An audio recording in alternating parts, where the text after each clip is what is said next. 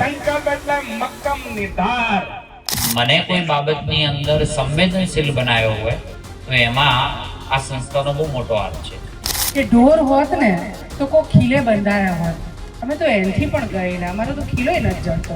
તો પથ્થરમાંથી ભગવાન પેદા કરીને એની જોડે વાત કરવાની તાકાત તમારામાં છે।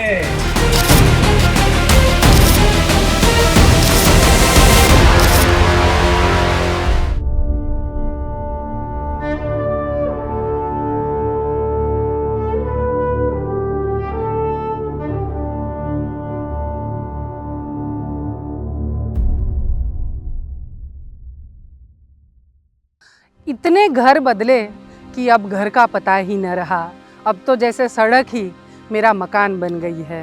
આ ઘર વગરના જેટલા પણ પરિવારો છે ને એ બધાની ક્યાંક ના ક્યાંક આ જ પ્રકારની મૂંઝવણ સદીઓથી વગડો વેઠે, ક્યાં સડક મળી, ક્યાં ગામનું પાદર હોય કે સીમ મળી ત્યાં એમના પડાવ નાખે, થોડો સમય કામ માટે રોકાય ને પછી ચરાઈ વેતી આ જે ફરનારા પરિવારો છે જેમનું પોતાનું તળિયું નથી, જે એવું કહે છે કે કેવો ઉમરો આપો જ્યાં અમે પોતે નીત દીવો કરી શકીએ। અમારી માતાજી જે પોટલામાં અમે મૂકી છે અને લાકડું ટેકવીને જમીનને અડે નહીં એ રીતે અમે માતાજીને બાંધીને એ ટેકવીએ છીએ, ત્યાં આગળ એ માતાને અમે ખુલ્લું કરીને ત્યાં એનું સ્થાનક કરી દઈએ, એવી જગ્યા અમારી પોતાની અમને ગોતી આપો, અમને શોધી આપો, આવી વિનવણી અમારા પરિવારો અમને ખૂબ કરે। બહુ બધાનું ઘર થાય, બધાને પોતાનો ઉમરો સરનામું મળે એ માટે કાર્ય કરવાની ભાવના ખરી, પણ ક્યાંક અમારો પનો સરકાર પર આધારિતતા છે એટલે ટૂંકો પડે। પણ કેટલીક જગ્યાઓ ઉપર એવું થયું છે કે સરકારના સંવેદનશીલ અધિકારીઓ અને રાજકીય આપણા મુખ્યમંત્રી કહીએ તો એ પણ એટલા સંવેદનાવાળા, એટલે એમની મદદથી કેટલીક જગ્યાએ પ્લોટ મળવાની શરૂઆત થઈ છે।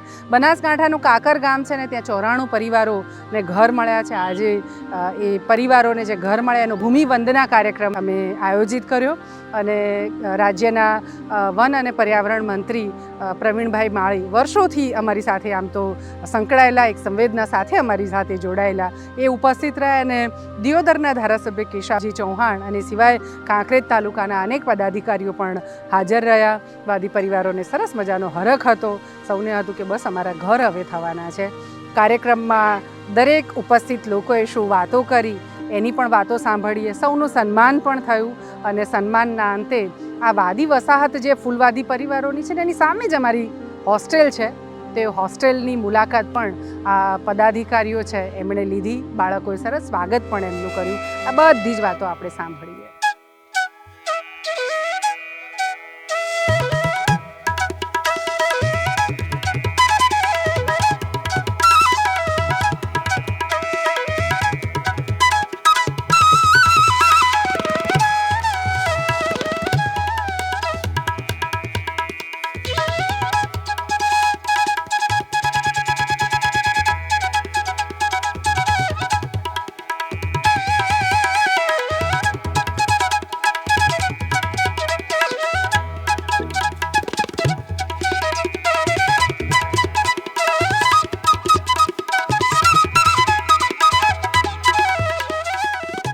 2013ની અંદર જ્યારે હું પાર્ટીની અંદર કાર્યકર્તા તરીકે પાપા પગલી કરતો હતો ત્યારે કેટલાક વિસ્તારોમાં ફરવા જવાનું થતું હતું અને ત્યારે વિચરતા સમુદાય સમર્થન મંચની સંસ્થાના નજીકથી એમની કામગીરી જોવાનો જ્યારે અવસર મળે એ સમયે મિત્તલબેન જોડે મળવાનું થયું હતું। ત્યારથી લઈને અત્યાર સુધીના સફરની અંદર મને કોઈ બાબતની અંદર સંવેદનશીલ બનાવ્યો હોય તો એમાં આ સંસ્થાનો બહુ મોટો હાથ છે।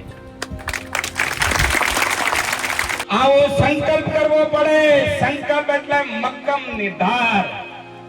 મનુષ્યના મક્કમ નિર્ધારમાં સંકલ્પમાં એટલી તાકાત છે કે કોઈ પણ માણસ મક્કમ નિર્ધાર કરી અને જો તપશ્ચર્યા કરે, મહેનત કરે તો પથ્થરમાંથી ભગવાન પેદા કરીને એની જોડે વાત કરવાની તાકાત તમારામાં છે। એ તાકાતને તમે ઓળખો અને મનુષ્ય ઈશ્વરનો અંશ છે, જેટલી શક્તિ હોય બેઠેલામાં છે એટલી શક્તિ તમારામાં છે, પણ એ શક્તિને તમે ઓળખી નથી, તમારી તાકાતને તમે ઓળખો।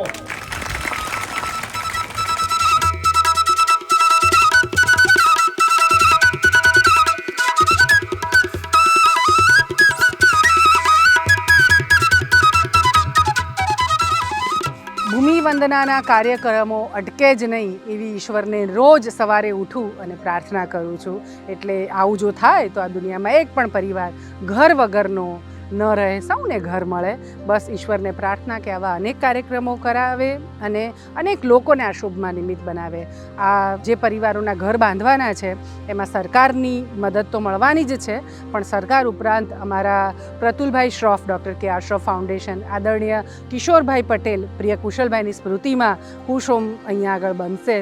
મિહિરભાઈ પરીખ, ચંદ્રકાંતભાઈ મેતલિયા અને IDRF યુએસએની સંસ્થા છે, એ સૌ પણ આ 94 પરિવારોના સરસ મજાના ઘર બને એના માટે ટેકો કરવાના છે. એટલે આ વગડામાંથી વાહલપની વસાહત સરસ મજાની બનવાની છે. તમે સૌ પણ જોડાઓ તો ઘર આપવું એ બહુ મોટું સુખનું કાર્ય છે અને આપણે એ સુખ આપવામાં નિમિત્ત બની શકીએ.